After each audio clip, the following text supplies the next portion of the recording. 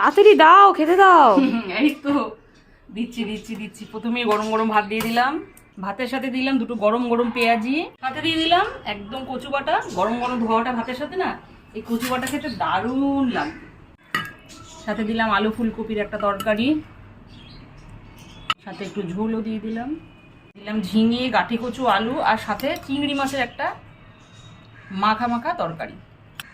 আজকে বাটা মাছের ঝোল করেছি, জ্যান্ত বাটা এনেছিল, কোনো পেঁয়াজ রসুন দিইনি, শুধু কচু দিয়ে ধনেপাতা দিয়ে আর জিরে বাটা দিয়ে একটা পাতলা ঝোল করেছি।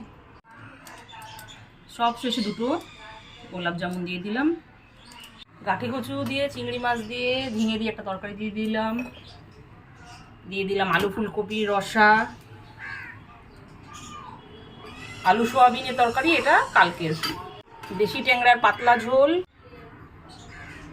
দিয়ে দিলাম জ্যান্ত বাটার কচু দিয়ে একটা সুন্দর সিম্পল ঝোল, শেষে দিয়ে দিলাম গোলাপ জামুন। আমরা তো বাঙালি শেষ পাতে একটু মিষ্টি চাটনি না হলে কি চলে। এই হলো শুক্রবারের একদম অসাধারণ একদম মেনু। নাও ঝটপট তাড়াতাড়ি করে স্টার্ট করো, শুরু করো।